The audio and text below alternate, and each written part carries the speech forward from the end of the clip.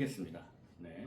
자, 오늘도 우리 동료 시민 여러분들께서 또 제가 강의하는 장소를 이렇게 또 예쁘게 꾸며주셔가지고 너무 감사합니다. 고맙습니다. 네. 조금 쑥스럽긴 한데요. 네. 그래도 자, 진행을 잘 해보도록 할게요. 오늘의 주제는 진짜 보수, 진짜 진보에 대한 이야기인데 이거는 지난 7월 달에 제가 쓴 책의 제목이기도 합니다. 그러나 우리가 보수 성향 유권자다, 우리가 보수 시민이다 라는 이야기를 많이 하지만 실제로 그 보수가 무엇이지에 대한 생각을 깊게 해보신 적은 많이 아마 없을 거예요. 그래서 오늘은 그것을 좀 진지하고 본질적으로 생각해보는 그런 시간을 가져보려고 합니다. 우리가 일단 보수냐 진보냐를 알기 위해서는 국가가 뭔지를 알아야 돼요. 국가가 뭡니까? 우리 두 번째 강좌까지 함께 해주시는 우리 제가 뭐라고 불러야 될까요? 우리 여러분들은 동료 시민 여러분, 함께 이 배움터를 키워나가고 계시는 여러분, 국가를 우리는 어떻게 생각합니까? 국가가 뭡니까? 어려운 질문이죠? 네. 우리 편? 네. 우리 편. 네. 우리 편은 어떤 게 우리 편이에요? 그냥 제가 속해 있고 제가 거기서 일을 해야 되고, 네. 그리고 믿음도 가져야 되고. 그 안에서 삶을 영위하고, 그렇죠. 또 뭔가 나이가 어려울 때는 나를 보호받고. 지켜줄 거라는 네. 믿음과 또 그런 보호가 있고, 맞습니다. 그게 국가예요. 그러니까 국가의 가장 큰 역할은 나를 보호해 주는 겁니다. 네. 예를 들어서 국가가 제대로 역할을 하지 않는 나라들도 있습니다. 지금 전 세계를 보면 분쟁이 끊임없이 일어나는 나라들이 있어요. 정부군과 반군으로 나뉘어서 매일같이 전쟁을 합니다. 그런 나라들은 국가가 제 역할을 못하기 때문에 국민들이 힘든 거예요. 그럼 그런 나라들은 어떻게 됩니까? 막 난민들이 발생하고, 그리고 반란군과 정부군의 사이에 껴서 목숨을 잃기도 하고 그렇습니다. 그럼 첫 번째 국가의 역할은 국민을 보호하는 것입니다. 그래서 우리가 영화 같은 걸 보면, 특히 이제 미국이 그런 걸 잘하죠. 자국민이 어디에 납치가 된다거나 그러면은 그 국민을 구해내기 위해서 정말 엄청난 능력을 갖춘 특수부대라든가 이런 분들도 투입을 하고 그렇게 되는데, 잠깐만요. 잠깐만. 제가 핸드폰으로 촬영을 하다 보니까 죄송합니다. 이게 변수가 생겨서 중요한 연락이 와서 제가 잠깐만요. 네, 죄송합니다.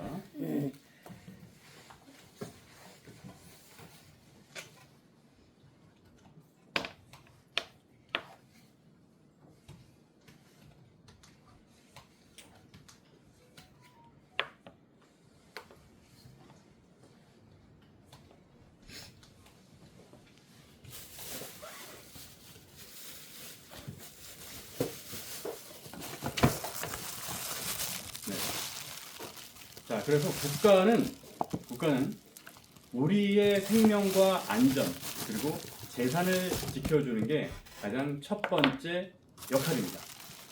그런데 그게 전부일까요? 국가가 우리의 생명과 안전, 재산을 지켜주는 것만이 전부냐? 그렇지는 않습니다. 그럼 뭘 해주냐? 우리는 국가에 속해 살아가면서 자기의 꿈을 이루기도 하고, 자아 실현을 하기도 하고, 그 안에서 행복을 느끼기도 합니다. 그럼 그것이 왜 필요하느냐를 생각을 해보면,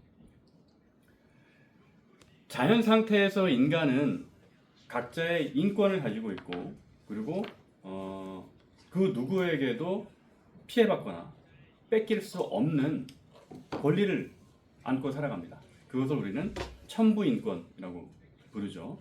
근데 이 나라, 정부, 그리고 국가가 발생한 이유에 대해서 설명하는 관점이 크게 두 가지가 있어요.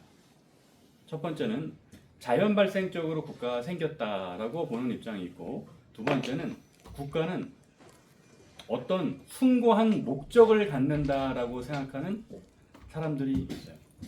자, 오늘 이 강좌의 이름은 도토리케이온입니다. 이 도토리케이온은 도토리하고 리케이온의 합성어인데, 리케이온은 아리스토텔레스가 만들었던 학당 혹은 싱크탱크의 이름이었습니다. 스승이었던 플라톤이 아카데미아를 만들어서 활동을 했다면, 그 아카데미아 출신인 리케이온은 따로 나와서 독립을 한 거죠.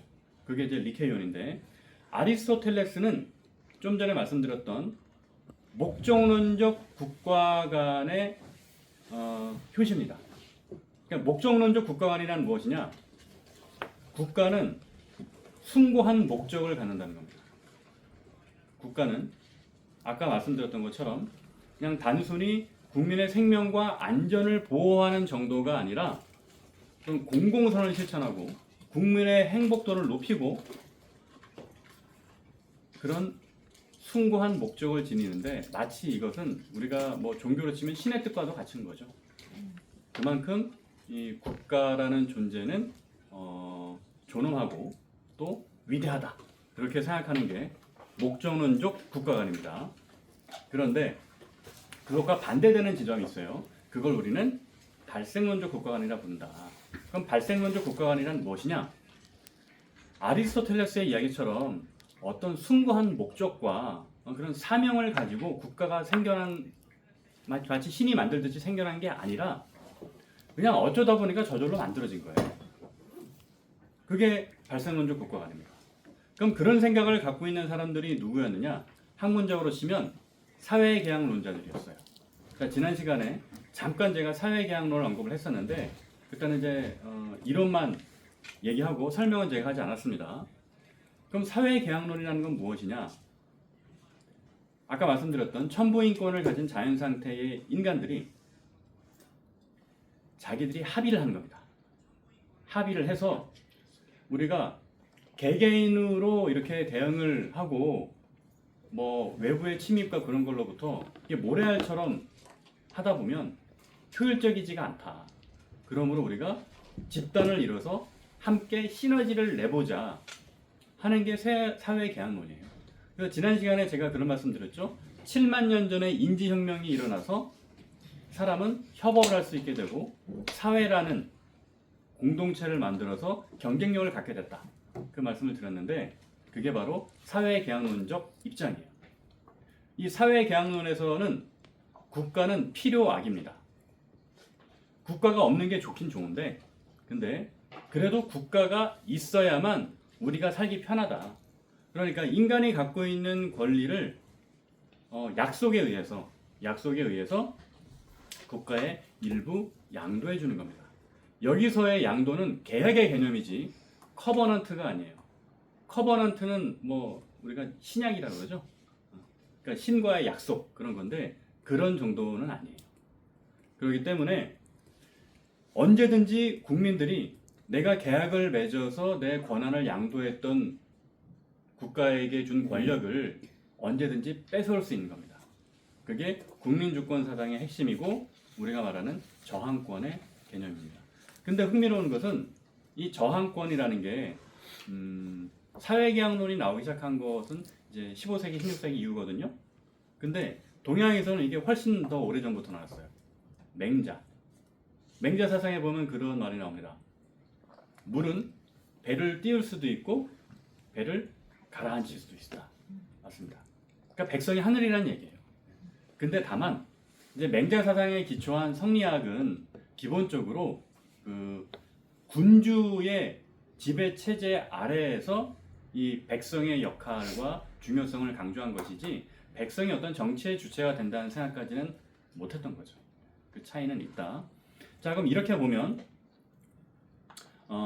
국가를 목적론과 발생론으로 제가 본다고 이제 말씀을 드렸는데, 이 차이가 결국은 보수와 진보의 차이로 발전합니다. 자, 여기까지만 설명드리면 국가에 대한 이해가 어떻게 보수와 진보의 차이로 이어지지? 하고 좀 의문이 드실 수 있어요. 그 부분을 좀 설명드려 볼게요. 그 전에 마르크스 이야기를 드릴 텐데, 여러분 마르크스는 누굽니까? 칼 마르크스는 그죠? 공산당, 그죠? 공산주의 이론을 체계화해서 전 세계의 공산주의 혁명을 퍼뜨린 사람이잖아요. 그래서 실제로 마르크스가 살았던 19세기의 유럽과 또 뭐 남미 뭐 전 세계 전역을 보면 진짜로 이 공산주의가 엄청나게 퍼졌어요. 그리고 20세기 중반까지만 하더라도 전 세계 지도를 놓고 보면 세계 지도의 영토의 절반이 공산주의였습니다. 빨간색이었습니다. 물론 그 소비에트 연방이 워낙 넓다 보니까 그런 착시 효과도 있겠지만 가까운 나라들을 보세요.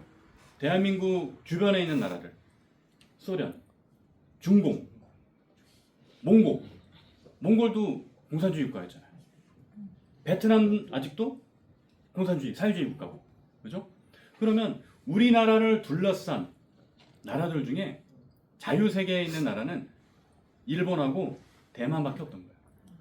우리를 둘러싸고 있는 나라들 중에 뭐 호주는 워낙 멀리 있으니까 뭐 같은 태평양 연안이긴 하지만 그러니까 대한민국이 20세기의 역사 동안 반공이라는 게 얼마나 중요했는지 우리는 인정을 해야 돼요.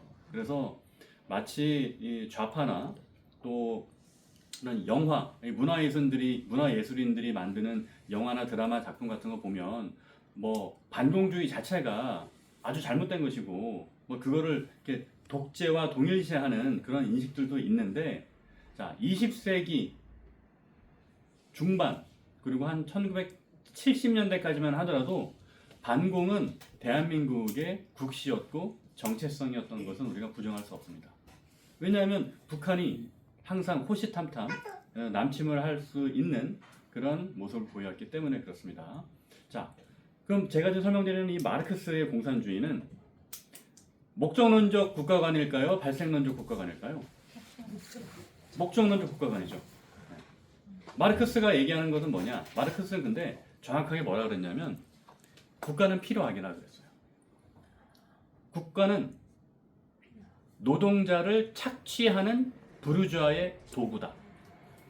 그러니까 국가라는 것이 존재하는 이유는 부르주아들이 그러니까 지배계급이 노동자를 더욱 착취하기 쉽게 만들기 위해서 국가라는 것을 발명해내고 그 시스템을 통해서 법이라는 이름으로 옥죄다 라는 거예요. 그러니까 마르크스에게 국가라는 것은 어떤 목적을 갖는다? 인민을 착취하는 도구다. 그게 국가의 목적이다. 라는 게 마르크스의 입장이에요. 그러니까 아리스토텔레스하고는 조금 관점이 다르죠. 아리스토텔레스는 국가가 존재하는 목적, 이유는 국민들을 행복하게 해주고 국민들을 위해서 또 공동체의 선을 위해서 이렇게 좀 좋은 목적으로 국가가 존재한다고 본 게 아리스토텔레스라면 마르크스가 생각한 국가의 그 존재 목적은 인민을 착취하기 위한 거다라고 보는 거죠. 그래서 마르크스가 생각했던 건 무엇이냐? 국가가 붕괴돼야 한다. 뭘로? 프롤레타리아 혁명으로 붕괴돼야 한다. 근데 여기서 마르크스의 가장 중요한 모순이 나옵니다. 생각을 해보죠. 국가가 붕괴되고 나면 자연 상태의 인간이 원시 공동체처럼 만인 대 만인의 투쟁 상태로 살아갈 수 있을까요? 아니죠. 국가가 붕괴된다 하더라도 또 다른 형태의 국가가 나타납니다. 그러니까 마르크스는 거기까지 생각을 안 했어요.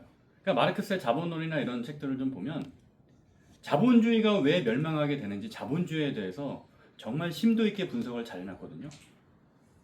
그런데 자본주의가 무너지고 프롤레타리아 혁명이 일어나고 공산주의 사회가 도래했을 때 그 사회를 어떻게 운영할 것인지에 대한 그림을 안 그려놨어요. 그러니까 공산주의자들이 마르크스 이론에 따라서 투쟁을 하고 혁명을 하고 해야 한다고 했는데 나중에 혁명을 일으키고 난 다음에 보니까 그 다음에 어떻게 해야 되지? 그게 없던 겁니다. 그게 없었어요. 그래서 나온 게 그 다음부터는 레닌과 같은 정말 그쪽 공산주의의 혁혁한 지도자들이 이론을 만드는 거죠. 뭐 그람시나 레닌이나 이런 유명한 공산주의 이론가들이 혁명 이후에 프롤레타리아 세상을 어떻게 만들어 갈 것인가 머릿속으로 이론을 만들어내고 그 이론을 가져다가 현실에 갖다 붙입니다. 그런데 인간 세상이라는 게 신의 뜻으로도 다 안 되는 게 인간 세상인데 그 아무리 똑똑하다고 한들 사람의 머릿속에서 나온 이론대로 세상이 다 굴러가겠습니까? 안 되죠. 그러니까 온갖 모순과 부조리들이 생겨나는 겁니다.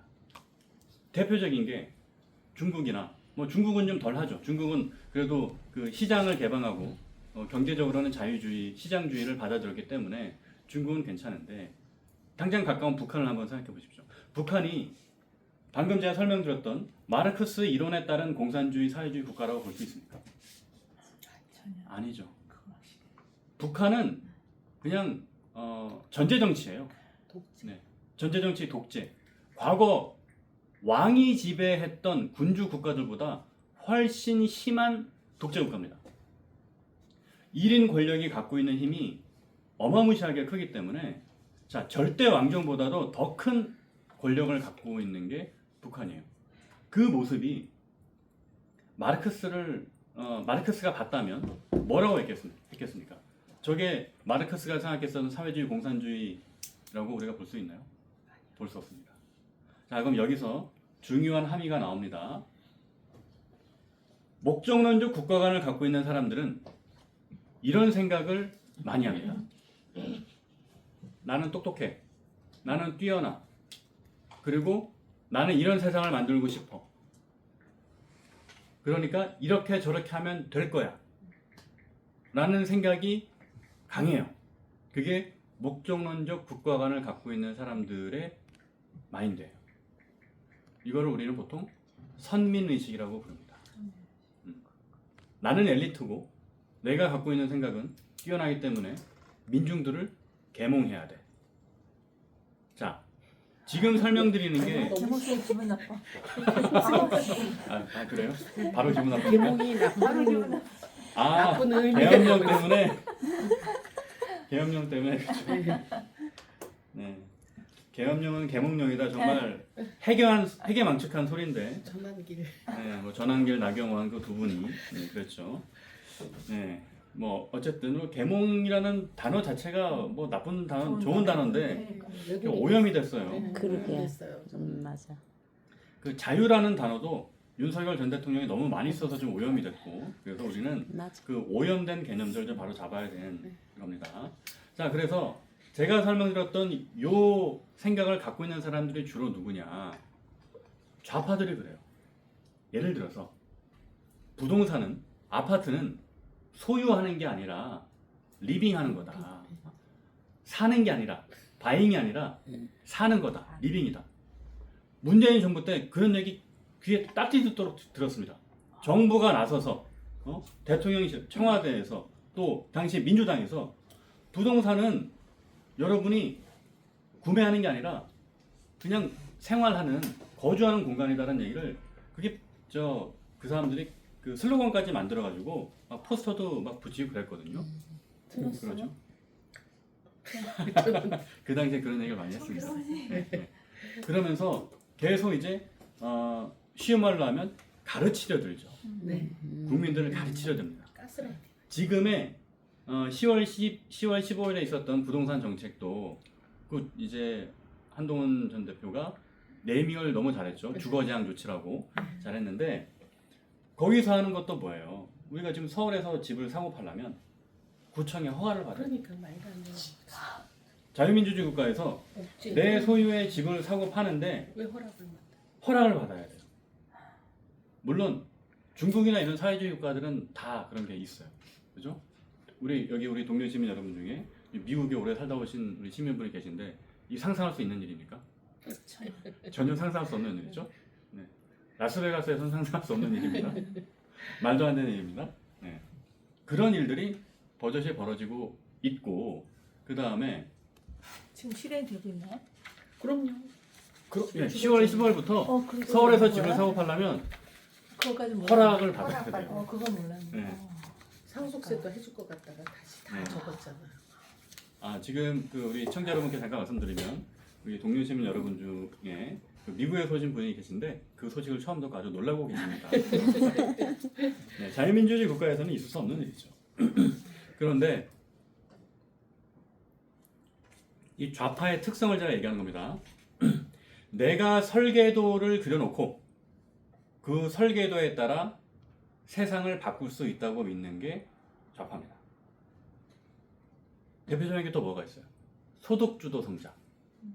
소득주도 성장은 그 어떤 경제학 이론에도 안 나오는 내용이에요. 그런데 장하성 교수하고, 제가 장하성 교수도 잘 아는데 그 원래는 고대 경영학과 교수죠. 장하성 교수하고 그리고 문재인 대통령이 꽁짝꽁짝해서 소득주도 성장이라는 것을 문재인 정부의 가장 중요한 국정 원칙과 철학 정책으로 밀어붙였습니다. 그죠? 거기에서 나온 게 급격한 최저임금 인상이었습니다. 제가 계속 말씀드리는 것은 뭐냐면 좌파가 생각하는 어떤 좋은 뜻은 알겠어요. 내가 공부도 많이 하고 또 나는 똑똑한 사람이기 때문에 일반 사람보다 내 생각이 더 옳아 라는 생각을 하고 본인이 설계도를 그려놓고 그 설계도에 맞춰서 세상을 바꿔가려고 합니다. 그런데 아까 말씀드렸지만 신의 뜻도 현실에서 다 이루어지지가 않습니다. 하물며 부족한 사람의 뜻이라는 게 어떻게 완벽할 수가 있겠어요. 그래서 여기저기 막 구멍 나는 겁니다. 그죠? 그래서 문재인 정부 때 했었던 그 임대차 그 계약 그 문제도 있었죠. 똑같은 아파트에 똑같은 단지인데 어떤 아파트는 월세하고 전세가 싸고 어떤 아파트는 어떤 집은 월세 전세가 비싸고 심지어 심한 데는 2배 차이 나는 데도 있었어요. 똑같은 평수의 아파트인데 월세하고 전세 가격이 2배 차이 나는 데도 있었어요. 그 당시에 임대차법 개정을 해가지고 물론 그 법이 아직도 존재합니다. 존재하고 그리고 최저임금 인상이라는 것도 우리 사업을 해보시는 분들은 정말 깝깝하겠지만 말이 안 되는 거잖아요. 그래서 급격하게 최저임금을 올려버리면 어떤 일이 생깁니까? 그 자영업 하시는 분들 특히 이 비용 부담 때문에 실업자들. 알바를 잘쓰죠. 해지죠. 자르게 되죠. 그리고 그 자리에 가족들이 투입이 됩니다. 대표적인 게 이제 편의점 업종이 그런데 편의점 업종 같은 경우는 그 뭐 지금은 좀 상황이 좀 달라지긴 했지만 최저임금의 급격한 인상이 실행되고 나서 그때 조사를 보면 풀타임으로 일하는 알바생보다 점주가 가져가는 이익이 더 적었어요. 그런 역전 현상이 생기는 겁니다. 그렇게 되면 시장에 참여하는 자율적인 의사결정자들은 어떤 판단을 합니까? 직원들을 아까 말씀드렸던 것처럼 자르는 겁니다. 그리고 여러분이 느끼기에 어떤 것들이 생겼나요? 지금 식당에 가보면 대부분 다 키오스크가 있습니다. 예전처럼 직원들이 와서 주문받는 경우도 물론 있지만 많이 줄었고 그리고 대부분의 식당들이 브레이크 타임이 생겼어요. 브레이크 타임만큼 거의 고용을 줄이는 겁니다. 시급을 줄이는 맞아요. 거예요. 그렇게 해야 자영업주들이 살아남을 수가 있는 거예요. 최저임금의 급격한 인상, 소득주도 성장을 설계했던 장하성은 이런 거 몰랐어요. 이렇게 될 줄 모르고 정책을 설계하고 문재인 대통령은 옳다구나 해서 실행을 했던 겁니다. 자, 가까운 예를 한번 보죠. 이재명 대통령이 후보 때 얘기했던 얼토당토하는 소리 중에 호텔 경제학이라고 있습니다. 코미디. 그거 알아요. 그죠? 호텔 경제학. 호텔을 예약했다가 취소하면 그 돈이 돌고 돌아서 경제에 보탬이 된다라는 건데 이건 어떤 거냐면 그 어린 시절에 우리가 그런 상상을 많이 하죠. 이제 내 앞에다 막대기를 이렇게 달아가지고 내 이마에는 N극을 붙이고 막대기 끝에는 S극을 붙여서 여기 자석이 서로 끌리잖아요. 그럼 자석이 끌리니까 나는 가만히 있어도 나는 계속 움직일 것이다 라고 생각하는 것과 똑같아요. 호텔 경제학. 이 순환 논증에 오르라고 해요, 이거를. 근데 누가 봐도 말도 안 되는 소린데 이 호텔 경제학을 이재명 당시 후보는 자랑스럽게 얘기하고 다녔어요. 노실. 그쵸, 노쇼 경제학인 거죠. 자랑스럽게 얘기하고 다녔어요. 그게 뭐냐?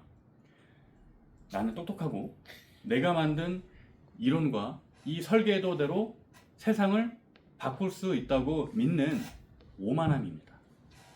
그게 좌파예요. 그래서 좌파는 세상을 어떻게 바꾸냐? 혁명적으로 바꾸고 싶어 합니다.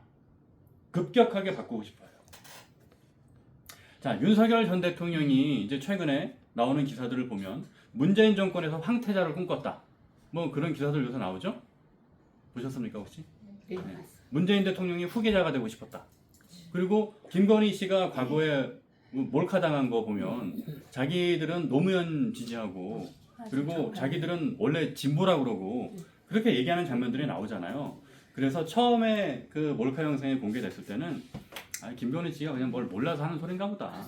그냥 앞에 이제 서울의 소리가 뭔가 그 진보 매체 기자가 있으니까 그냥 립서비스 하나 보다라고 생각을 했는데 지나고 보면 진짜. 윤석열 전 대통령은 좌파입니다. 맞아요. 제가 왜 좌파라고 말씀드리냐면 자, 좌파가 생각하는 국가의 어떤 개선 방식은 혁명적이에요. 내가 생각한 그림대로 세상이 돌아갈 거라 믿고 그거를 급격하게 시장에 충격을 줘서 확 바꾸려고 합니다. 대표적인 게 의대 정원 2,000명 증원입니다. 정말 그러니까 의대 정원이 하나. 정말 하나. 네. 의대 정원이 우리나라 정원이 뭐 사실 한 4, 5천 명밖에 안 되는데 근데 그거를 갑자기 2,000명을 늘린다고 하면 어떤 예를 들어서 우리 동네에 편의점이 10개가 있는데 편의점이 갑자기 5개가 더 늘어나요. 그거를 구청에서 강남구청에서 야 5개 더 만들어 라고 하면 편의점 업주들과 또 그 시장에 있는 그 소비자들 입장에서 뭐 좋을 수도 있죠. 좋을 수도 있는데 근데 장기적으로는 그게 좋은 게 아니에요. 왜냐하면 여러분 의대 정원 2,000명 증원한다고 했을 때 어떤 일이 벌어졌습니까? 그때 의료진들이 파업하고 뭐하고 하면서 응급실 뺑뺑이 하고 그죠? 그리고 기본적으로 그걸 할 수 없는 이유가 뭐냐면 전국에 있는 의대에서 2,000명을 갑자기 받아서 수련할 수 있는 시스템이 안 돼 있어요. 예를 들어서 의사라는 직업의 특성은 오랫동안 도제식으로 수련을 해야 됩니다. 그러니까 이론만 공부한다 그래서 바로 그걸 현장에 가서 적용할 수 있는 직업이 아니에요. 그러니까 내가 이론도 있지만 그 뭐 레지던트나 이런 과정을 거치는 이유가 어떤 사수인 의사, 지도교수가 있으면 그 밑에 가서 뭐 실제로 이렇게 수술하는 법도 배우고 뭐 임상 경험도 쌓고 그런 것들을 해야 이게 현장에 나와서 우리 시민들을 대상으로 이제 의료 서비스를 할 수 있는 거지. 근데 그거를 전국에 있는 의대와 병원에서 실습과 이런 것도 받아들일 수 없는 상황인데 갑자기 2,000명을 늘리라고 하게 된 거니까 2,000명이 왜 늘어나게 된 건지 아시잖아요. 교육부하고 또 조경 당시 복지부 장관이 이렇게 협의를 해가지고 한 500명 정도 늘리면 될 것 같습니다. 그 현실적인 방안이죠, 그거는. 그랬더니 야 500명 갖다 뭐가 돼? 그냥 질러. 안 돼. 1,000명, 2,000명.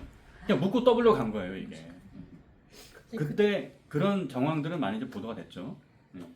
네, 무슨 제가 예. 그 그러니까 의사 자녀를 둔 친구들이 얘기하는데 그게 그 어떤 그 누가 그렇게 하라고 했다고 그렇게 얘기가 많이 돌더라고요 그때. 예. 그거는 그러니까 실제로 그렇죠. 실제로 그러니까 말하자면 뭐 권진법사인가 뭐 그런 사람들에서 그런 얘기 많이 있었어. 건진까지는 뭐 제가 이제 모르겠지만 어쨌든 대통령이 2,000명이라는 숫자가 그런 쪽에서 나왔다고. 대통령이 지시가 없었으면 그렇게 될 수 없었을 거예요. 예. 그럼 제가 이 말씀을 왜 드리냐면 좌파의 개혁 방식은 성공률은 낮아요. 성공률은 낮지만 한 번 성공하면 제대로 해요. 그러니까 좌파의 개혁 방식은 그 시대에서 성공을 한 번 하면 정말 역사적으로 큰 변화가 됩니다. 그 예를 들어서 뭐가 있나요? 미국의 독립혁명도 그것도 아니 우리 한국에서 있나요? 한국에서요? 네. 예를 들어서 한국의 4.19 혁명 같은 거 그런 것도 그 주도했던 사람들은 그 당시로서는 좌파였고 그리고 87년 민주화 항쟁을 주도했던 것도 그 당시의 기준으로는 좌파였죠. 제가 말씀드리는 것처럼 좌파의 혁명의 방식이 한 번 성공을 하면 정말 크게 역사를 바꾼다. 그러나 그런 일은 자주 일어나지 않아요. 지금 대한민국처럼 안정적으로 이렇게 선진국 반열에 오른 나라에서는 그런 좌파적 방식으로 혁명을 일으킨다는 거는 안 돼. 100년에 한 번, 두 번 일어날까 말까 한 일이에요. 그렇게 하면 안 됩니다. 그러면 뭘 해야 되느냐? 그럼 우리 보수의 개혁 방식은 뭐냐 하면, 보수의 개혁 방식은 기본적으로 내가 부족하다라는 것을 인정하고 갑니다. 내 생각이 틀릴 수도 있겠구나 라는 거를 전제로 깔고 가는 거예요. 그러니까 쉽게 말하면 저는 이제 비유를 드리는데, 다음 주에 홍대 입구에서 누군가를 만나 저녁을 먹기로 했는데, 그래서 뭔가 좀 맛있는 데 가서 먹고 싶다 하면 우리는 어떻게 합니까? 맛집을 검색해보죠. 찾아봐야죠. 맛집을 찾아보고 리뷰를 봅니다. 얼마나 많은 사람들이 이 맛집을 다녀갖고 평가를 했는지.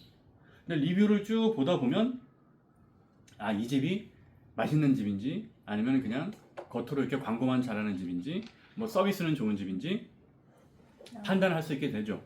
물론 요새는 그런 리뷰도 다 믿지는 못합니다.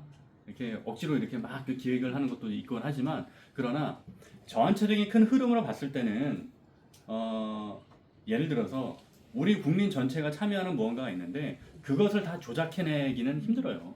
일부는 조작할 수 있지만. 자, 방금 말씀드린 이게 보수의 역사 발전 방식이에요. 사람들을 믿는 거예요. 집단 지성을 믿는 거예요. 집단 지성을 믿는다는 건 뭐냐면, 자유민주주의 사회에서 살아가는 각자의 시민들은 개개인이 주체적인 의사결정을 가지고 자기 나름의 합리적인 판단을 내릴 수 있다라고 전제하는 겁니다. 그러니까 대중들은 우매해.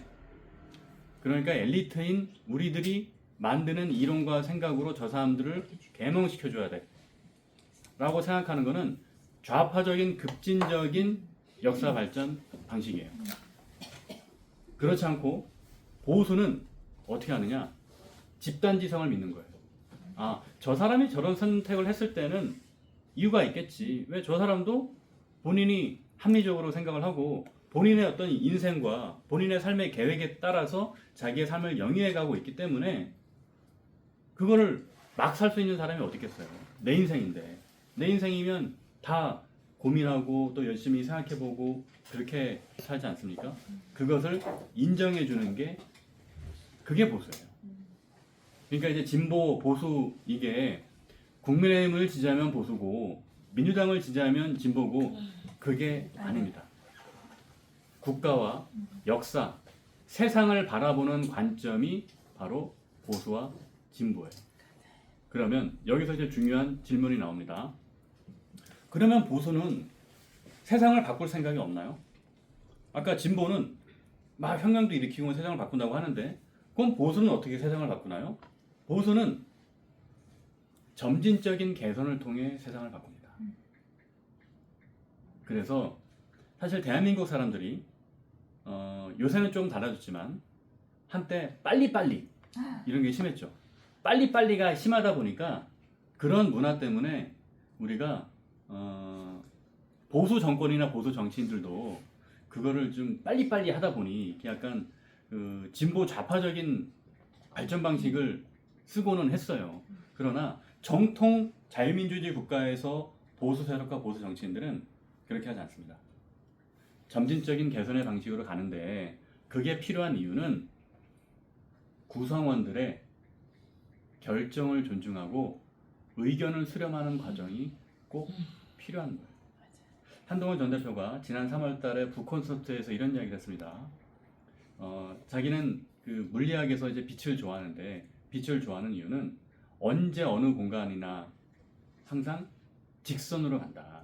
그래서 효율적이고 일을 할 때는 그게 효율적이고 그런 거라서 자기는 좋아했는데, 그러나 정치라는 공간은 사람의 마음들로 채워져 있기 때문에 늘 효율적일 수는 없다. 이게 옳은 선택이고 맞는 길이라 하더라도 비효율적으로 돌아가야 할 때도 있다. 그게 정치다 라고 한동훈 대표가 지난 3월 북콘서트에서 이야기했는데 그게 진짜 보수예요. 내가 믿는 길, 내가 생각한 길이 100% 옳다고 하더라도 그 길을 가기 위해서는 사회 구성원들이 따라올 수 있어야 돼요. 그러려면 그 사회 구성원들에게 일정의 시간을 줘야 됩니다. 의견 수렴의 절차를 거쳐야 되고요. 그리고 그게 비효율적이라 하더라도 말씀드렸던 것처럼 과정을 제대로 지켰을 때 나중에 뭐 긴 시간이 지나고 보면 결과적으로는 그게 효율적인 게 되는 거예요. 윤석열 정부의 의대 2,000명 증원 사태를 보십시오. 1년 동안 대한민국 사회가 얼마나 시끄러웠습니까? 그렇게 시끄럽게 만들고 증원했나요? 못했습니다. 자, 그러면 윤석열 전 대통령이 얼마나 용감한 사람이냐? 그 바로 열고 물음표 치고 용감. 무식하면 영감. 문재인 대통령도 의대 증원을 하기 위해서 검토를 했었어요. 그러나 진보 좌파 핵심 문재인 전 대통령도 의대 증원 포기했습니다. 좌파의 대부인 문재인도 포기한 거를 윤석열 전 대통령은 화끈하게 실행을 했습니다. 뭔가 이 뒤에가 뭐가 철저하게 계획이 있는 줄 알았어 진짜. 계획이 없었죠. 있는 줄 알았다고요. 무계획의 계획. 그때는 있는 줄 알았다고요. 그런 방식은 진짜 보수 정치인에게는 볼 수 없는 방식. 그건 진짜 보수가 아닌 거예요. 자, 그래서 제가 조금 말이 길어졌는데 무엇이 진보냐, 무엇이 보수냐에 대한 설명을 드려봤고 아마 이렇게 설명을 듣고 나면 우리가 보수 정치인이라고 믿고 있던 사람들 중에 옥석이 가려질 거예요. 네. 그럼 비상계엄이라는 저런 극단적 조치는 저는 보수의 발상일까요? 진보 좌파의 발상일까요? 진보 좌파. 아닙니다. 아, 그거는 반헌법 세력의 발상입니다. 그렇죠. 두 가지 예만 드시면 돼요. 그걸로 했을 텐데. 헌법에는 비상계엄이 있어요. 대통령의 권한으로 나옵니다. 네. 그런데 헌법에는 우리가 다 알잖아요. 전쟁이나 전쟁에 준하는 국가 내란 소요 사태가 발생했을 때 맞아요. 국가 전복 기도가 있거나 맞아요. 아니면 북한에 쳐들어왔거나 두 개밖에 없어요. 비상계엄을 할 수 있는 요건은 두 개밖에 없어요. 그럼에도 불구하고 비상계엄을 일으켰다는 것은 말이 안 되는 거죠. 자, 그러면 12월 3일 1년 전으로 돌아가 보면 그 당시 국민의힘에 있는 정치인들에게 다시 한번 물어보죠. 비상계엄 당시에 한동훈 전 대표와 함께 본회의장으로 가서 그 비상계엄 해제 결의안에 투표했던 사람들은 본인의 정확한 소신과 철학이 있는 거예요. 헌법에 대해서. 비상계엄은 잘못된 것이고 국민과 함께 맡겠다라는 게 대표의 목소리였잖아요. 네. 거기에 동의했던 사람들이 같이 담을 넘어가서 해제 결의안에 투표한 겁니다. 그래도 그 정치인들은 혹은 직접 해제 결의에 참여하지 못했으나 가려다가 못 가는 사람들도 있어요. 추경호 때문에. 네. 가려다가 못 가는 사람들도 있어요. 안에 있던 놈들이. 추경호 때문에 못 갔잖아. 네. 그렇죠. 네. 가려다가 못 가는 사람들도 있는데 진심으로 가려고 했던 사람들도 있어요. 네. 진심으로. 예를 들면 나모 의원은 앞에까지 갔다가 거기 시민들이 막아서 못 들어갔다. 이거는 저는 진심으로 가려고 했던 건 아닌 것 같아요. 그건 네. 핑계 같아요. 왜냐하면 그 당시에 김예지 의원도 담을 넘으려고 했었어요. 김예지 의원이 담을 넘으려고 하니까 한동훈 전 대표가 전화해서 다친다. 그러지 마시라. 했던 거였거든요. 그리고 신모 의원은 국회 의사당 안에 있으면서 본회의장을 계속 왔다 갔다 했지만 네. 왔다 갔다 했지만 투표하지 않았어요. 그런 사람들은 투표할 뜻이 없던 거죠. 네. 이런 사람들 다 제외하고 비상계엄은 잘못된 것이고 그것을 내가 해제 결의를 해야겠다라고 생각했던 정치인들은 그래도 헌법에 대한 어떤 본인의 철학과 주관이 있는 것이고 맞아요. 그리고 보수 정치인으로서의 기본은 있던 겁니다. 장마늘은 아니잖아요. 장마늘. 장동혁 당시 최고위원도 그때는 해제 그랬을 결의했죠. 것 그때 같아요. 했죠. 네. 그러니까 왜 했냐고 지랄. 아니 그때는 또 따라다녔지. 그때는 맞고 지금은 틀린가 보죠. 근데 현재 재판에서 네. 그렇게 뒤집어질 수도 있다고 생각한 것 같아요. 그런 일부 보수들이 가짜 보수들이 그래서 그때 막 그 8대0으로 결과적으로 졌지만 그러니까 지금 말씀 잘하셨는데 그게 중요한 거예요. 그러니까 우리가 보수가 뭔지를 모르고 나는 보수주의자다라고 생각하는 사람들이 많은 거예요. 그러니까 윤석열 전 대통령은 제가 지금 쭉 설명을 드리는 것처럼 보수 정치인이 아니죠. 그런데도 지지하는 사람들은 자기가 보수라고 생각을 하고 윤석열 전 대통령을 지지하는데 그분들은 보수가 뭔지 모르고 지지하는 겁니다. 그렇기 때문에 우리 사회에 필요한 것은 진짜 진보란 무엇이고 진짜 보수란 무엇인지 국민들이 알아야 되는 겁니다. 근데 이게 왜 대한민국 사회에서는 이런 혼란이 발생하느냐 그 설명을 좀 드리면 첫 번째 유럽이나 미국 같은 나라들은 본인의 힘으로 자기의 능력으로 자기와 동료 가족들의 피땀을 흘려가면서 자유민주주의를 쟁취했습니다. 프랑스 혁명 그리고 미국의 독립전쟁 독립혁명 그죠? 왕권 절대 왕권 체제 아래에서 국민들이 뛰어난 지도자들과 함께 직접적으로 자유민주주의를 쟁취했어요. 그러니까 일련의 과정들이 있었던 거예요. 이 쟁취의 과정이 뭐 1년, 2년, 3년 만에 이루어진 게 아니라 50년, 100년, 200년을 거치면서 계속 개선해 온 거예요. 프랑스의 민주주의가, 미국의 민주주의가 처음 그 민주주의를 시작을 했을 때 그때와 지금이 똑같은 모습입니까? 아니죠. 조금씩 개선을 해온 겁니다. 계속 AS 그리고 업데이트를 해온 거예요. 그런 상황인데 대한민국은 어땠습니까? 대한민국은 절대 왕권이 무너지고 뭐 대한제국이 수립됐지만 대한제국도 왕이 있는 나라였죠. 그리고 일제강점기가 곧바로 이어졌습니다. 일제강점기에서 우리는 주권을 뺏기고 식민지로 전락해서 살았어요. 그리고 그 다음에 신탁통치가 바로 들어왔죠. 그래서 이제 뭔가 제대로 해보려고 하던 찰나에 한국전쟁이 일어났습니다. 그러니까 우리는 자유민주주의를 우리가 스스로 학습하고 우리가 스스로 실천하고 그럴 시간이 부족했던 거예요. 그리고 전쟁 이후에 상당 부분 기간 동안 독재 정권이었잖아요. 예를 들어서 이승만 박정희 정권이 잘한 것도 분명히 있습니다. 공도 있어요. 그러나 독재를 했던 부분은 분명히 잘못된 거예요.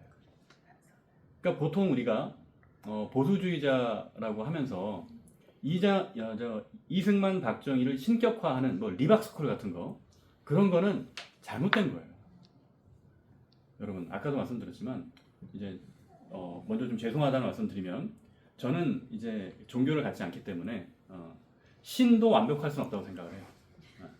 그런데 하물며 인간과 어떤 정치인이 어떻게 완벽하겠습니까? 이승만 박정희 이 두 분이 훌륭한 정치인이고 또 뛰어난 업적을 남기기도 했지만 분명히 잘못한 게 있는 거거든요. 그죠? 그것이 독재 정치를 해왔던 점, 그거는 우리가 부정할 수 없는 사실입니다. 인정하고 가야 되는 거예요. 그래서 불과 대한민국의 독재 정치가 끝나고 우리가 알고 있는 자유민주주의 체제가 성숙된 시점은 87년 이후입니다. 87년 이후인데 사실은 아직도 대한민국은 자유민주주의 국가로 가는 과정에 있어요.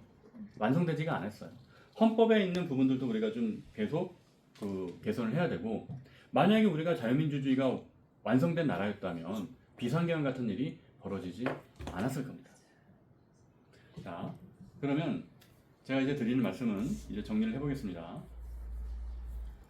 진보와 보수가 생각하는 국가 역사를 바라보는 관점, 사회를 대하는 시각이 다르다. 그리고 대한민국은 아직까지 자유민주주의를 제대로 학습하고 실천할 수 있는 시간이 매우 짧았다. 우리는 진짜 뭐 대한민국의 자긍심이고 자랑인 것은 뭐냐면 진짜 반세기 만에 50년 만에 산업화와 민주화를 동시에 이룬 나라예요. 벼락죠. 전 세계에 그런 나라는 없습니다. 없습니다. 이건 우리가 자부심을 가질 만한 일이에요. 그러나 모든 면에는 명암이 있듯이 50년 만에 아주 압축적인 근대화를 하다 보니까 그 과정에서 산업화와 민주화 과정에서 우리가 살펴보지 못했던 것들이 있어요. 왜냐하면 그 당시에 우리의 부모님 세대 생각 한번 해보죠. 먹고 살기 바쁘고 정말 힘들었지만 정말 가족을 살리기 위해서 또 그게 나아가서 공동체 또 애국심 그런 걸로 승화가 되면서 뭐 사우디 가고 뭐 독일의 파독 뭐 간호사 광부 뭐 그런 분들 있으면서 얼마나 우리가 열심히 살았습니까? 그렇게 살다 보니까 차근차근 오면서 볼 수 있었던 것들은 못 보고 온 겁니다. 그런 것들이 문제가 돼서 나오는 거죠. 그럼 그 문제를 어떻게 하느냐? 그 시절의 역사, 우리 부모님 세대의 삶을 부정하면 안 돼요. 그걸로 정말 훌륭한 업적인 겁니다. 다만 그때 보지 못했던 것들을 우리가 개선해 나가면 되는 거예요. 대한민국이라는 공간은 한반도라는 영토는 내게 아니라 후손에게 물려주기 위해서 우리가 잠깐 빌려 쓰고 있는 거잖아요. 그러면 우리가 이 한반도와 그 대한민국이라는 나라에 살고 있는 동안은 잘 써서 물려줘야죠. 맞아요. 잘 써. 우리의 자식들에게 잘 써서 물려줘야죠. 어차피 나 죽은 다음에는 난 상관없으니까 뭐 다 그냥 써제끼고 난 뭐 어떻게 해도 상관없어. 그게 아니잖아요. 좌파는 그렇게 생각할 수 있지만 보수는 그렇게 생각하면 안 된다는 거죠. 그게 공동체에 대한 책임의식과 주인의식인 겁니다. 그래서 그 민주주의 교육이라는 게 매우 필요합니다. 그럼 대한민국하고 뭐 완전히 똑같진 않지만 우리가 참고할 만한 나라가 있어요. 그게 어디냐? 독일이에요. 독일도 이제 그 프로이센이 무너지고 프랑스의 침략을 받아서 무너지고 뭐 계속 부침을 거뒀죠. 뭐 비스마르크가 막 올라서서 뭐 여러 뭐 발전도 시키고 했지만 근데 독일은 그 세계 대전의 전범으로 역사에 남아 있잖아요. 그죠? 독일이 정말 전 세계에 그렇게 흉악한 비극을 초래하고 나서 그 다음에 어떤 자성을 하냐 하면 히틀러가 권력을 잡고 집권을 하고 정치를 했었던 권력을 행사했던 그 방식은 데모크라시였어요. 히틀러도 투표를 통해서 당선된 사람입니다. 물론 90%에 가까운 압도적인 득표를 해서 좀 말이 안 된다 생각하지만 뭐 근데 사실 따지고 보면 뭐 우리도 그런 당대표 많잖아요. 조국 또 누굽니까? 이준석. 그런 사람들도 90% 넘게 득표하고 당선되잖아요. 네. 그러니까 견제받지 못하는 권력은 부패할 수밖에 없는 겁니다. 그래서 독일의 지성인들이 2차 세계대전이 끝나고 뭘 생각하느냐? 잘못하면 우리가 또다시 히틀러와 같은 나치를 출현시킬 수 있겠다. 그럼 우리는 무엇을 해야 될까? 정치가 더 잘해야 되지만 국민들이 깨어 있어야 합니다. 맞아요. 그래서 독일은 세계대전이 끝나고 정치교육, 시민교육을 엄청 빡세게 시작합니다. 국가적으로 시작합니다. 그러니까 연방정치교육원이라는 곳이 따로 있어요. 아예 따로 있고 그리고 학교에서도 시민교육, 정치교육을 매우 중요시해요. 우리도 그래야 되잖아. 우리도 그래야 되잖아. 우리도 그래야 되죠. 그래야 돼. 그래서 지금 여러분들이 그 지금 마중물이 되고 계신 거예요. 필요해. 근데 그럼 독일의 정치 교육 방식은 어떤 거냐 하면 제가 좀 그 발음은 좀 좋지 않은데 Unvoreingenommen이라는 말이 있습니다. 이게 독일어인데 편견을 갖지 않는다는 뜻이에요. 이게 독일 시민교육의 핵심 정신이에요. 편견을 갖지 않는다. 그럼 어떻게 이 사람들이 이건 교육을 하느냐? 제가 두 가지 사례만 좀 말씀드릴게요. 학교에서는 그러니까 고등학교에 그 시민교육이라는 과목이 있어요. 과목이 있는데 예를 들면 사회주의와 뭐 자본주의 우리 이런 거 학교에서 배울 때 어떻게 합니까? 사회 선생님이 그냥 저 책에 있는 거 얘기해주고 암기하라고 그러죠. 우린 그렇게 배웠잖아요. 근데 독일에서는 그 시민교육 시간에 어떻게 하느냐? 한 반의 인원들을 절반으로 나눠요. 나눠서 야 일주일 동안 니네 사회주의, 니네는 자본주의 해. 그리고 각자 공부하고 발표하고 토론시켜요. 그리고 그 다음 주에는 바꿔요. 야 니네 지난주에 사회주의 했지? 이번 주엔 자본주의 해. 니네는 자본주의 했으면 이번 주에 사회주의 해. 그럼 골고루 다 배우는 거야. 그리고 각자 공부해. 그리고 발표해. 토론해. 그러면 그냥 공부만 하는 게 아니라 나는 자본주의 입장에서 상대방에 있는 사회주의 생각을 갖고 있는 애와 토론을 하려면 뭘 해야 됩니까? 자본주의가 가진 장점을 내가 피력해야 되고 사회주의가 갖고 있는 단점을 내가 지적해야 되잖아요. 그 과정을 번갈아서 하는 겁니다. 그러면 학생들이 자연스럽게 스스로 깨닫게 되는 거죠. 그러면 자본주의, 자유민주주의 국가에서 태어난 학생들은 대부분은 사회주의가 옳다라는 생각을 하기가 힘들어요. 네. 그렇게 깨우치는 거예요. 그리고 두 번째, 그러면 실제로 현장 정치에서는 어떻게 반영이 되느냐? 제가 이건 기자 생활할 때 벌써 한 10년 넘었어요. 한 15년 가까이 되는데 그때 이 독일의 시민교육을 취재하러 갔었습니다. 그 슈투트가르트라는 도시가 있는데 거기 이제 독일에서 좀 공업도시로 유명한 곳이에요. 거기가 제가 지금 생각이 안 나는데 유명한 자동차 본사가 있고 막 그런 데거든요. 슈투트가르트에 갔더니 그 시민 정치 교육하는 현장을 제가 참관을 했는데 어떤 식이었냐면 그 연방정치교육원이라는 게 있고 시민대학이 있어요. 그러니까 다 연계가 되는데 시민대학을 가면 이런 자리가 늘상 있어요. 그러니까 시민들이 이런 이론과 교양 교육을 들을 수도 있고 아니면 특정 이슈에 대해서도 공부할 수 있는 시간이 있는 겁니다. 그럼 제가 그때 슈투트가르트를 갔을 때 시민대학에서 어떤 토론이 이루어졌냐면 그 슈투트가르트 중앙역이 있는데 이 중앙역이 이제 오래돼가지고 요거를 지하화하는 겁니다. 지하로 넣겠다는 거예요. 근데 문제는 이 중앙역이 지나가는 자리에 뭐 우리로 치면 서울로 치면 남산 같은 게 아마 조그만 산이 있는 모양이에요. 그 산에다가 터널로 뚫어서 가야 그게 가능하다는 겁니다. 그래서 그 슈투트가르트 시민들과 그 지역 정치인들 간에 논쟁이 벌어진 거예요. 이 지하를 뚫어도 되느냐 마느냐. 마치 우리 옛날에 천성산 도롱뇽 사태처럼 이게 환경에 영향을 미치니까 환경주의자들과 진보주의자들은 안 된다 하고 어떤 도시 개발과 발전을 원하는 사람들은 그걸 해서 도시를 발전시켜야 된다 이런 생각을 하는 거죠. 근데 그 독일 시민들도 이제 대단한 거는 강좌가 있어요. 그걸 뚫을 거냐 말 거냐. 그 강의가 열리면 시민들이 신청을 해요 자발적으로. 그래서 와가지고 수업을 들어요. 그럼 수업을 어떻게 하느냐? 아까 언포아이그로먼이라고 그랬죠.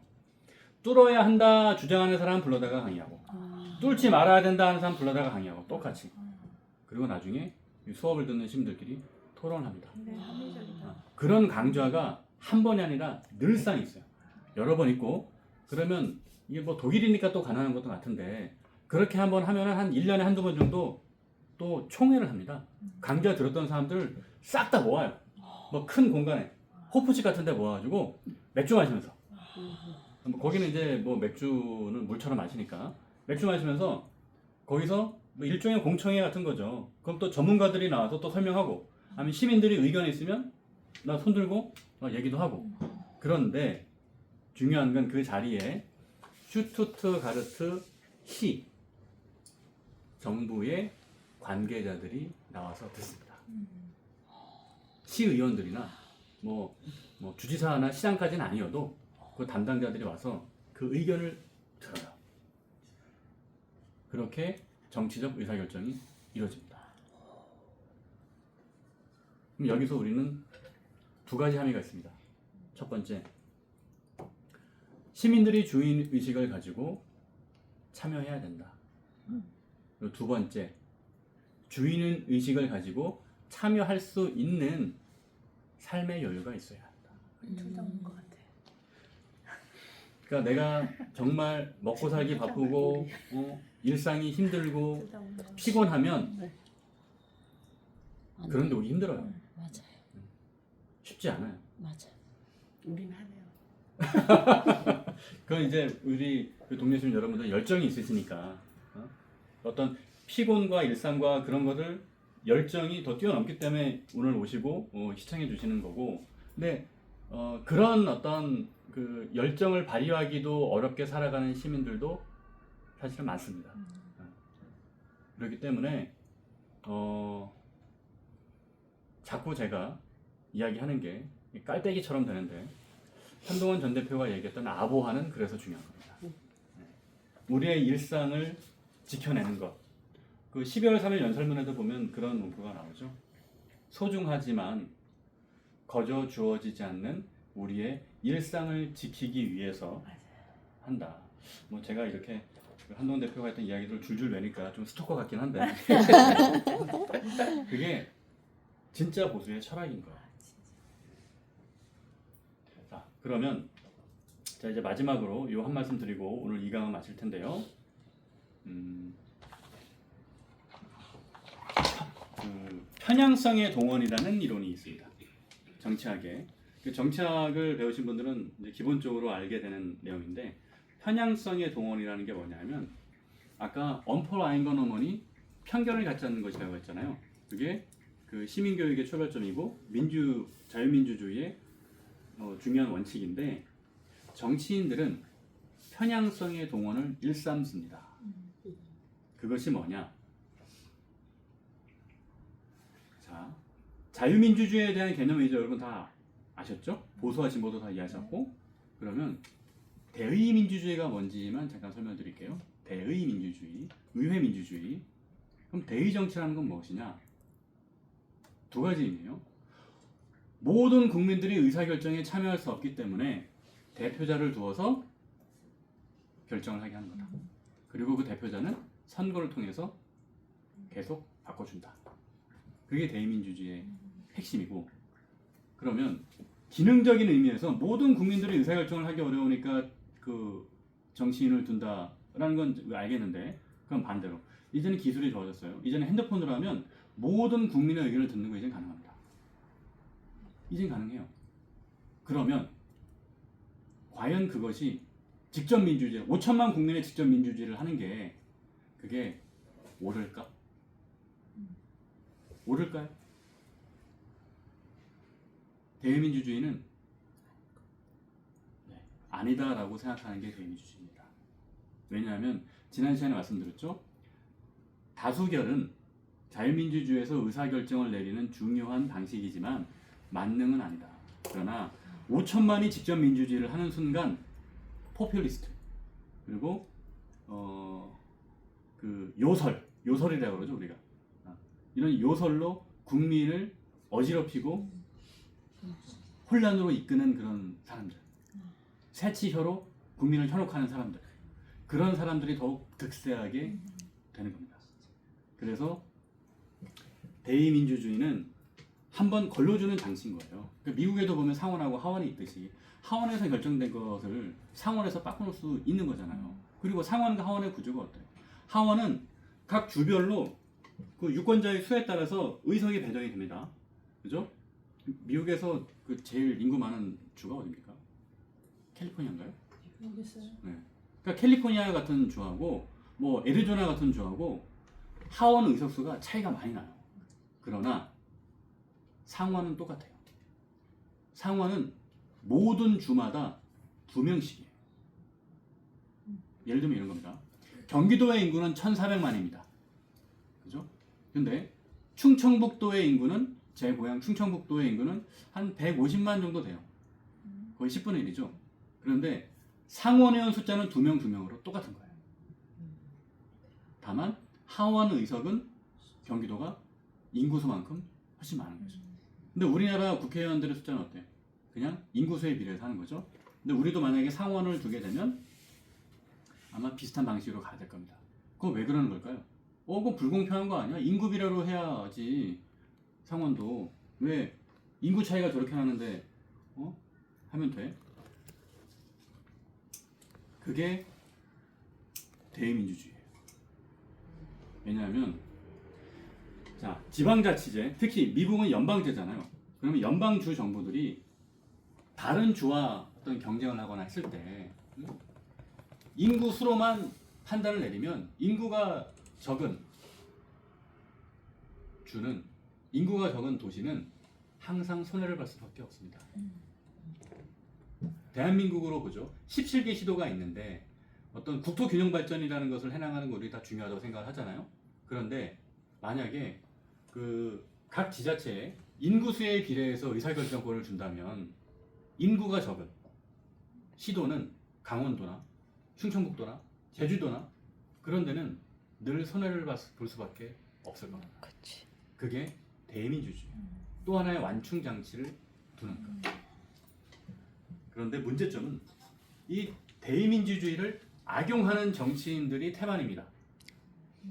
90%는 그래요. 어떻게? 편향성의 동원을. 그럼 대의 정치를 하는 정치인들은 무엇을 해야 되느냐? 국민들의 의견을 수렴해서 대신 얘기해주고 결정하는 게 정치인의 역할이에요. 그죠? 근데 우리 한국 정치를 한번 똑바로 들여다보죠. 국민들이 정말 관심을 갖고 정말 중요하고 이게 필요하다고 생각하는 이슈에 대해서 그거 가지고 치고받고 치열하게 싸우는 사람 본 적 있습니까? 없어요. 한동 대표밖에 없잖아요. 맞아요. 새벽 배송 논란. 이런 거 정치인 중에 관심 가진 정치인 본 적 있어요? 여태까지? 없어요. 없죠. 그러나 새벽 배송은 우리나라 국민 중에 2천만 명이 사용하는 서비스고 얼마나 일상에 깊이 들어와 있는 거예요. 이런 거를 관심을 가지고 이걸 국민을 위해서 대신 싸워주는 정치인이 10%도 안 되는 겁니다. 그럼 그 사람들은 뭘 하느냐? 아까 얘기한 편향성에 동원을 합니다. 자기에게 유리한 이슈와 떡밥을 던져주고 그것을 기점으로 찬성 반대가 나뉘면 내 지지표를 얻어가는 전략인 거예요. 예를 들어서 지금 좌파 정권인 민주당 문재인 정부 때 적폐청산 오랫동안 했죠. 저는 정말 지금도 이해가 안 되는 게 그 노제팬 운동, 노제팬. 그 일본 그때 그 슬로건이 뭐였냐면 일본 제품 사지 않습니다. 일본 가지 않습니다. 그런 거였어요. 그리고 그때 제가 들었던 이야기 중에 그 어떤 커뮤니티에 올라와서 자기가 자랑을 해가지고 많은 사람들의 박수를 받은 글이 하나 있습니다. 이제 왜 그러냐면 이제 이건 제 개인적인 것과 좀 연관이 되는 건데 제가 사실 그 얼마 전에 한 1, 2년 전에 차를 이제 바꿨어요. 제 차를 한 10년 넘게 타가지고 그래서 한 1년 전에 바꿨는데 그 전에 타던 차가 저는 개인적으로 너무 좋았어요. 어느 브랜드라고 얘기는 안 하겠지만 일본 차인데 쪽집 계시네요. 일본 차인데 고장이 진짜 하나도 안 나요. 그래서 정말 저는 만족하고 탔는데 그 노제팬 운동 당시에 어떤 일이 있었냐면 그 차를 그 일본 자동차를 가지고 정비소 저 센터 말고 그냥 동네 자동차 정비소 가면 수리를 안 해준다는 거예요. 그래서 그런 글을 누가 올려서 막 박수를 받은 거예요 이제. 그리고 그 당시에 한창 조국 이런 사람들이 막 죽창가 이런 거 막 부를 때잖아요. 자 그럼 그 사람들은 그걸 왜 하는 걸까요? 그게 국민의 뜻일까요? 국민이 언제 일본 가지 말라, 일본 제품 파지 말라 그런 얘기한 적이 있습니까? 그거는 그냥 가고 싶은 사람은 가면 되고 일본 제품 사기 싫으면 안 사면 되는 거고 그런 거잖아요. 그죠? 그런데 그 당시에 왜 반일 적폐청산 몰이를 했느냐? 자, 그 이슈와 떡밥을 딱 던져주고 찬반이 딱 갈리잖아요. 그러면 찬성하는 세력이든 반대하는 세력이든 그 사람들을 내 편을 끌고 와서 그걸 동력 삼아 내 지지율도 올리고 자기의 정치에 이용하겠다는 겁니다. 그게 바로 편향성의 동원입니다. 여러분들은 이해 안 가시는 것 중에 하나가 부정선거 음모론을 왜 자꾸 저렇게 주장하는지 여기 계신 분들은 이해가 하나도 안 갈 거예요. 부정선거 음모론 그게 말이 됩니까? 공상과학 속에서나 있을 만한 일이에요. 저는 그렇게 봐요. 근데 그럼에도 불구하고 그 말이 끝나지 않고 계속 주장하는 사람들이 있습니다. 그리고 아직까지도 윤 어게인을 외치는 사람들이 있습니다. 거의 다그 사람들 그랬어. 윤석열, 김건희 부부의 실체가 드러났음에도 불구하고 윤 어게인을 계속 외치고 비상계엄은 그 당시 민주당이 해왔던 짓에 비하면 했어야 할 일이다 라고 얘기하는 장모 대표 같은 사람들이 있어요. 그 사람들은 그 얘기를 왜 하는 걸까요? 그게 바로 그게 그거야. 편향성의 동원입니다. 그 떡밥과 이슈를 계속 던져야 그것을 좋아하는 사람들이 표를 얻기 위해. 지지하고 자기의 정치 행위를 이어나갈 수 있는 그럼 동력이 되는 겁니다. 똥 묻은 갱거지 되니까 어제까지. 네. 그렇게 정치인들의 90%는 국민들이 원하는 이야기를 해주거나 국민이 정말 어떤 고통받고 현실에서 어렵고 그런 문제를 해결해 주기 위해서 하는 게 아니라 자기의 기득권을 유지하고 본인의 이해관계를 얻기 위해서 이슈를 던지고 그 이슈에 올라타기를 말합니다. 그게 바로 편향성의 동원이고 이 이론을 이야기했던 사람이 그 유명한 정치학자 샤츠 슈나이더라는 사람이에요. 이 샤츠 슈나이더가 이 이론을 얘기했던 책은 절반의 주권이라는 책입니다. 절반의 국민 주권이라는 책이에요. 그러니까 대의 정치를 우리가 해서 뭐 국민 주권도 갖고 있고 우리가 나라의 주인이라고 하지만 사실은 어때요? 사실은 우리가 4년에 한 번씩 투표할 때만 아닌 우리 것 보고 같아. 주인이라고 그러지. 맞아, 아닌 것 같아. 그죠? 평소에 아닌 그 것 정치인들이 우리 얘기를 잘 듣고 안 그러잖아요. 예. 아까 독일이 하던 것처럼 그렇게 안 하잖아요. 아유, 그러면 그렇게 하려면 어떻게 해야 되느냐? 시민들이 깨어 있어야 합니다. 진짜로. 뭐 제가 시민들이 깨어 있어야 된다는 표현 뭐 좋아하진 않는데, 그게 언제나 돼. 근데 깨어 있어야 돼요. 우리가 진짜 자유주의자, 진짜 보수주의자가 되어야만 정치인들에게 야 정치인 니들 역할 똑바로 해. 안 그러면 다음번엔 국물도 없어.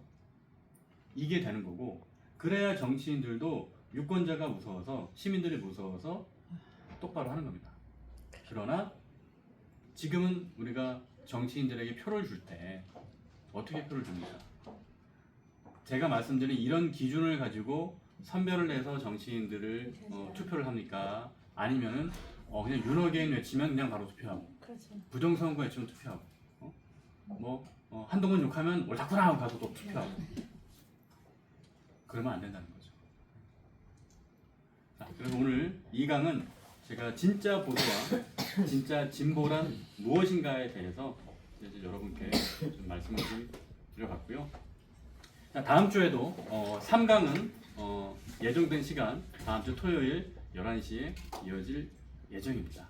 네, 그래서 3강과 관련된 공지사항도 제가 월요일이랑 화요일쯤에 다시 한번 올릴 테니까요. 그때 참고해 주시기 바라고요.